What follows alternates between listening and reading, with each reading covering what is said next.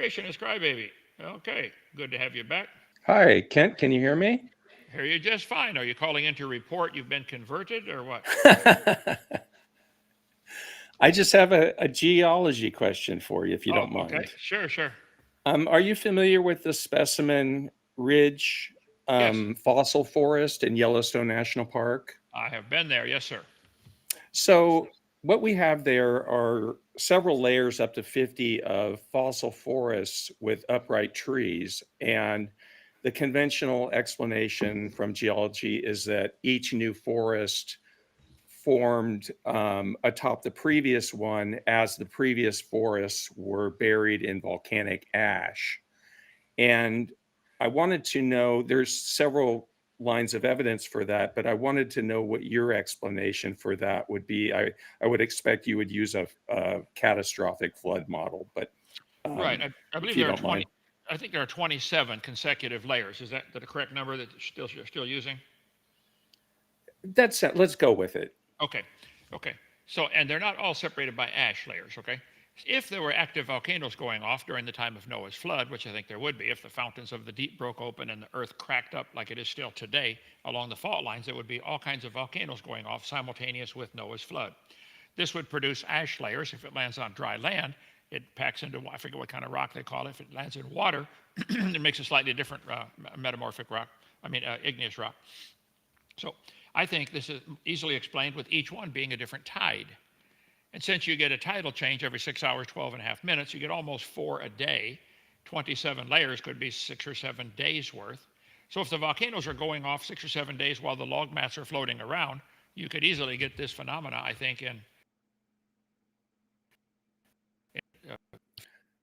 when we move all that mud down in and it all stratifies. So, sorry, my computer's buffering a little bit. So the reason the Mount St. Helens example doesn't really work is because a lot of these upright trees have fine root systems that are still attached to them, indicating that they weren't just washed into a lake like with the Spirit Lake example.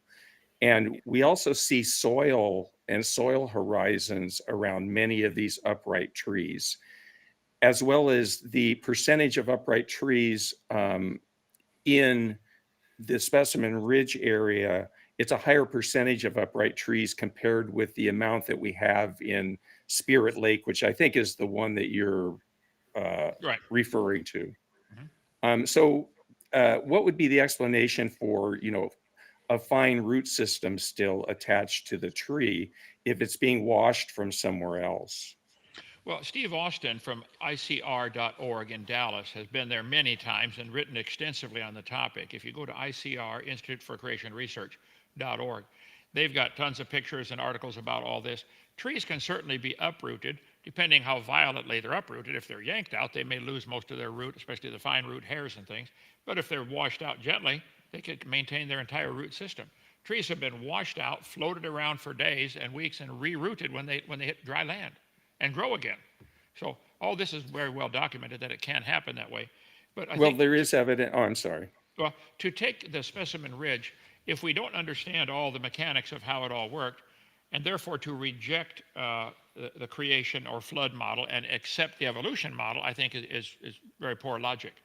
That all Yeah, the and trees it's came from not a rock. really, Yeah, I'm go ahead. sorry, it doesn't really have to do with evolution as opposed to a deep time, because, we have those layers dated because it is volcanic in origin. So Mhm. we do have an age range for those layers. Um, but you mentioned, the root systems being preserved perhaps in a Mount St. Helens type of Spirit Lake environment. But that wouldn't explain why we find soil at the base of these trees still. That would have all been washed away. So I just want to point out that that's where we stand from a geologic perspective, that has been found, soil and soil horizons at around the roots of some of these upright trees. So Why can't you get go ahead. soil to why can't you get soil to wash away with the tree? I mean, we have I live in a gravel pit. We got 7 layers of gravel and soil and clay and sand. And when we get flooding here, man, we get movement of dirt and rocks and soil too. I don't Yeah, understand. but I mean, we're talking about a global flood in which it's going to be total chaos. And Well, it wouldn't have to be total chaos every square inch of the world. You could have some places where it's calm. Noah was in the ark for a year. We don't know that the whole world was covered in water for a year, probably not. The ark rested in the 7th month, which means after 7 months, things had calmed down, but he didn't get out for 5 more months. I'm looking for my pictures I have of Specimen Ridge on seminar part 6. I'll find it here in a second. So I think we'll have to wait and watch the video when we get to heaven, I guess, of how that happened. But I know Steve Austin has answered all these questions in great detail okay, I'll about check out his work. Yeah, Specimen if you have any Ridge. slides on it, I'd be interested in seeing them. I'm trying to find them. If not, that's cool. Okay. Yeah. I wasn't. Did research. I know. I'll do research on Specimen Ridge and try to do that another time. Okay. Okay. Specimen Well, thank you, Ridge. Kent. I know you All have right. other people that want to come on with you maybe, and I hope you have a good day.